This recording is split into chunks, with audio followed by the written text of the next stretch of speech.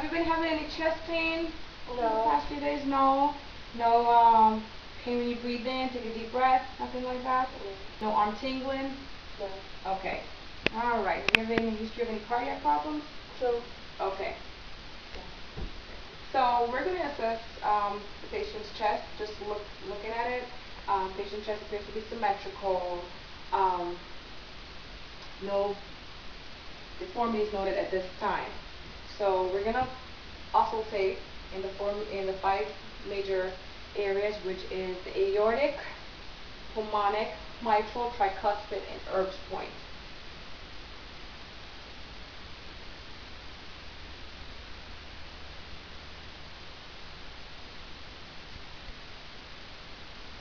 We'll also be assessing for sound S1 and S2. S1, which is normally heard loudest in the apex of the heart, and S2 is heard in the base the loudest. S3 is also heard in the base, and S4 is heard loudest at the apex. But for the S4, you want to lay the patient on the left lateral side while you're assessing for that. Okay? Alright, also we'll palpate the pericardium area. So you just place 4 fingers over the pericardium area and you assess for any pulsations, unusual pulsations, which for my patient there is none at this time. Okay, so we're going to go ahead and assess her abdomen. Is that okay, Mrs. Hines? Yeah. I'm going to go ahead and lift your shirt up if that's okay. Alright. Upon general assessment of the patient's abdomen noted to be flat, not distended this time. Have you been having any nausea, vomiting, diarrhea, constipation, any rectal bleeding? No. Okay, so patient denies any problems at this time with her abdomen. Abdomen flat, non-distended, no deformities noted. She denies any pain at this time. Okay, so we're just going to go ahead and list the bowel sounds in all 4 quadrants.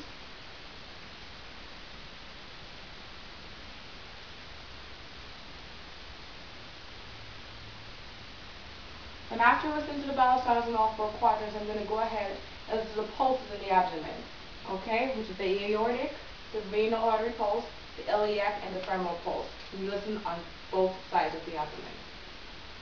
So we do the aortic, and you do it with a bellows stethoscope. So you do the aortic, the renal on both sides, the iliac on both sides, and then you go down to the femoral pulse on both sides of the patient. Okay. You percuss. And we're just listening. It's supposed to be hyperresonance. We don't want any dullness or anything, which may indicate liver problems with the liver, such as that. Alright, we're going to go ahead and palpate the patient's abdomen. We like to do palpations. For patients with more abdominal mass, like obese patients, you want to do a deeper palpation, which utilizes both hands at this time. Alright, Mrs. Hines, would you go ahead and sit up for me? Alright, I'm just going to be tapping on your back. This is called costovertebral tenderness, and as you can see, my patient has none of that, okay? Alright. During this time, complete assessment has been done. There are certain tests you can do that expand, such as the cardiac test, which is called the modified Allen test, which usually do in the cardiac state, and it's basically you're just assessing for collateral circulation. So what I would do, I have the patient extend her hand. You're going to occlude the radial ulnar artery at the same time. Okay. Have the patient make a fist, couple fists. Go ahead. Alright. Then let go. And then you let go of the ulnar artery. And then you'll see collateral circulation return. And that'll assess for collateral cardiac circulation. Alright. So how often do you do breast exams at home? Never. Okay. So we're going to talk to this patient about doing self-breast exams at home because they're number one I wouldn't say cure, but they're finding breast cancer early is the best thing. So that should be done at least once a month, okay? And basically I'm just going to teach you an easy way to do it at home. You're going to stand in front of a mirror, bra off. You're going to stand in front of the mirror, make sure you're exposed, and you just want to look and assess the breast for any deformities that you may have noted. Just if there's any irregularities that wasn't there before, you just want to assess the appearance, the color.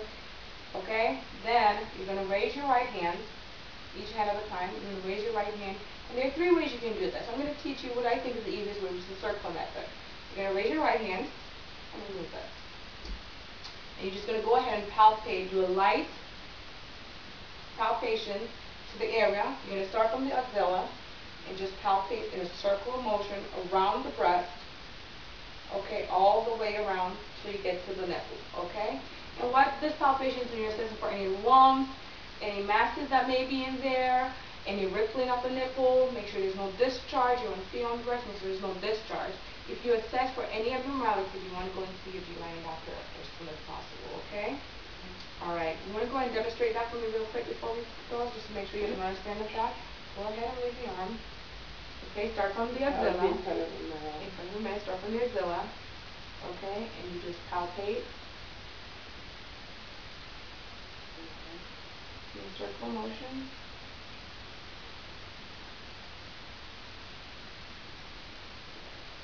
Okay.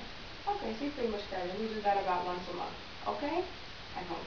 Alright, do you have any questions for me at this time? No. Okay, well thank you very much for participating. And that's it.